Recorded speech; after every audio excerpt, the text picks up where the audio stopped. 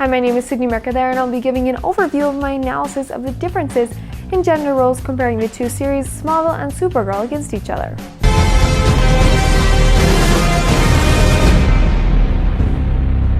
So for a quick summary to be able to understand my findings, I will tell you the basics. Kara and Kal-El, also known as Clark, are cousins. Clark was sent from Krypton as a baby, and Kara was sent down after him, but as a young teenager. She was supposed to look after young Clark, but landed in a different place than he did.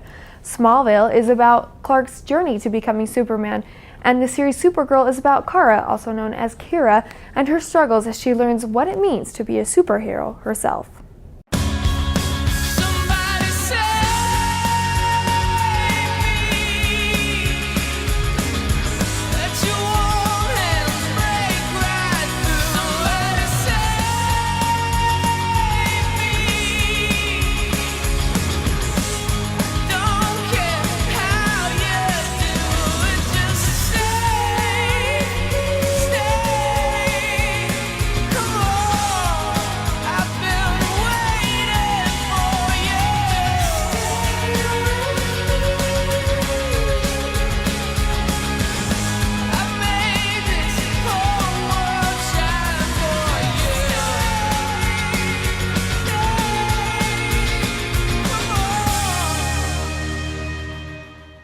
I am a fanatic about Smallville, hence I have seen all 10 seasons twice. As for Supergirl, there have only been 2 seasons, and I was able to get my hands on the first season because of Netflix. Thank you, Netflix. But after watching each series, I realized that much of the content follows the large gender gap that is currently a problem in today's media. In a study of women in television and film at San Diego State University, researchers found that females comprised of only 12% of protagonists in the top films of 2014. Women were also underrepresented in secondary roles as well. In fact, in the 2002 figures of this study, they saw that only 29% of major characters were women. In films with a female writer, women had 30% of speaking roles, but when written by a man, they only had 28%. If directors were women, over 39% of protagonists in the films would be women, and if not, only 4% would be lead characters. This is evident in Supergirl and Smallville. As I analyzed each episode, I was surprised by the many lead women and characters in Supergirl as compared to Smallville. I looked up the directors of each series, and sure enough, Supergirl had many female writers and producers, and Smallville had a lot more men. Whether or not this was preference of gender or stereotype, I cannot speak for them. But what I can say is that from the way the series were both written and produced, I've definitely been able to find some traces of role schema. Role schema means that we each have expectations for certain individuals, or in other words, we naturally stereotype people by their gender.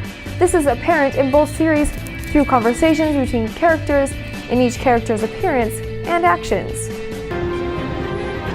Hi.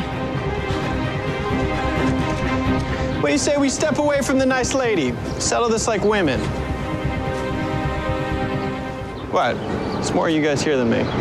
So finally I come to the part where I analyze. To start off my comparison, I watched 5 random episodes from the first season of each series. I then marked down each time I found an occurrence when characters or a character did or said something that reflected a gender role. Later I noted if the action reflected a negative or positive role or stereotype. Take this example. Whatever you do, you cannot get angry at work, especially when you're a girl. When I was working with the Daily Planet, Perry White picked up a chair and he threw it out of the window because somebody missed a deadline, and no, he did not open the window first. If I had thrown a chair, or my God, if I had thrown a napkin, it would have been all over the papers. It would have been professional and cultural suicide. Later I counted up all the positives and negatives and compared them between the two series. This is what I found. As you can see, each series were fairly similar with negatives, but Supergirl was almost 25% more positive according to my data. While doing this, I was also curious as to how many roles both women and men played in each series and what the differences were. So I decided to count the number of lead roles and secondary roles that both women and men played in the episodes I observed. I even looked up each cast member's name. Take a look.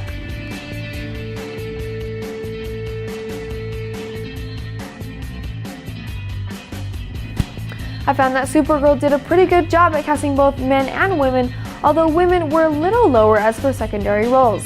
But then Smallville casted way more men than women. The chart I made here shows that men's roles almost doubled compared to women's roles in the episodes that I watched.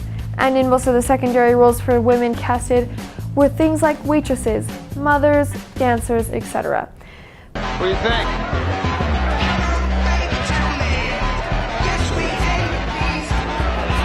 But as I watched each of these episodes, I did notice major differences in the major characters. For example, Kara tends to depend on her sidekick friends that are also men, who do investigations to help her catch each villain. It would seem as if Supergirl was trying to change the stereotype that women work for men. He knows? What, you told him? James already knew, and Wynn's my friend. Yeah. If I'm going to be a hero and prove to everyone that I know what I'm doing, I'm gonna need to practice. Start small, get better. And to do that, I'm gonna need your help. I'm in. I said it first.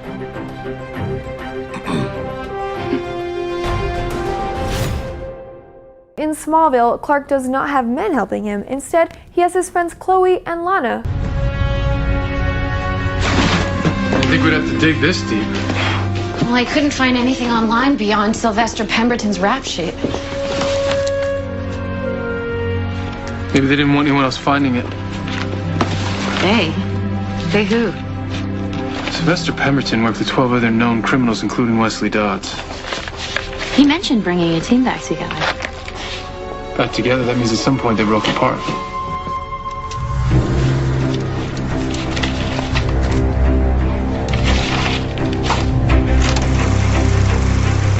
I also noticed that each series had an equal representation of male and female villains, but Supergirl, when fighting them, seemed to depend a lot more on others for help in defeating them than Superman did. For example,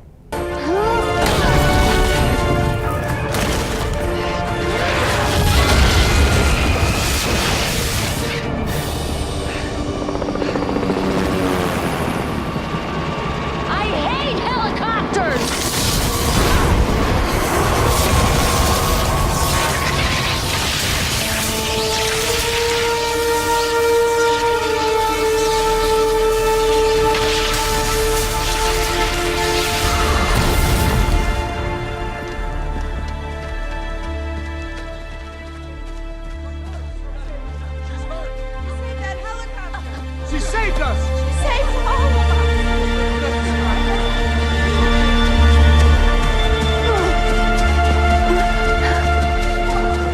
Leave her alone! Yesterday, you people were ready to string her up. Now you're willing to die for her? She was willing to die for us. What do you say we thin the herd?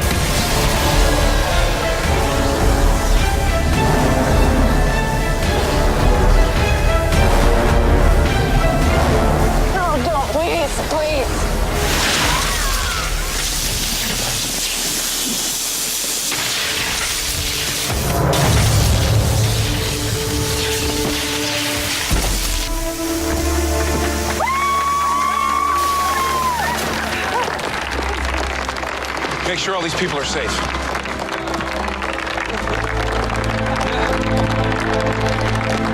Supergirl. It was our turn to help you.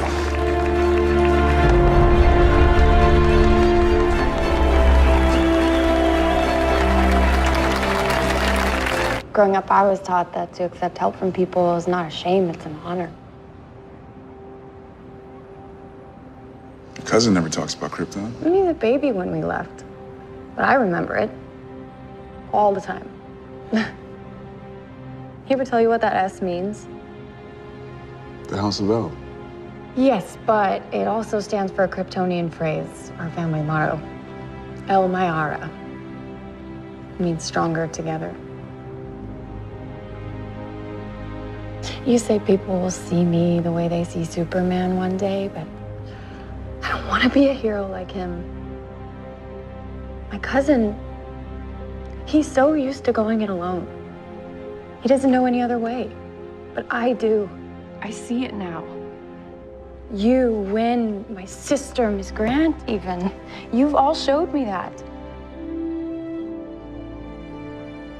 James, part of being your own man is knowing when to accept help. Kara in Smallville is much more experienced with her powers than Superman, and in a lot of cases is much stronger than him. But she definitely shows a lot more skin than Kara from Supergirl does. To me, this shows a difference in purpose that each series has. Do it myself, but those green rocks, they keep weakening me. And trust me, you want to stay away from them. If you're around them too long, they can kill you. Kill me. Zor-El told me that the yellow sun would give me abilities beyond my wildest dreams, but he definitely never mentioned any fatal weaknesses. It's because he didn't know. It's a man's world versus a woman's, but both actresses are slim. But my question is, usually to be as strong as Supergirl is, shouldn't she have some meat on her? Is it very common for a stronger woman to be bigger boned and appear slightly more built? But not for Supergirl. She maintains her beautiful golden hair and sleek figure and, of course, all of the strength. Oh, come on!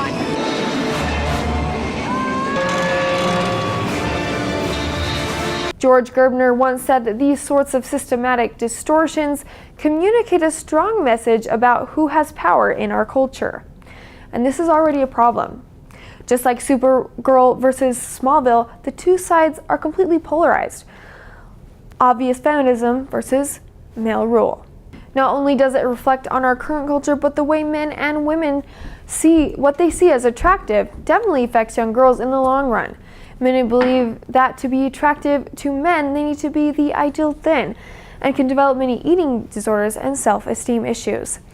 If we flip sides, Clark is as well very fit and very muscular. He does fit the stereotype of a strong man, but this too may have an impact on the way men and women see the ideal man, since Superman is such a public icon.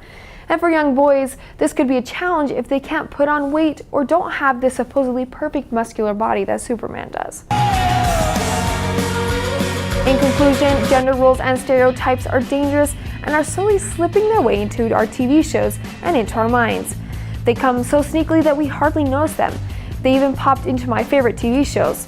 Hopefully this video helps you to realize these effects as to avoid stereotyping by gender in the future. I'm Sydney Mercadere, and thanks for watching.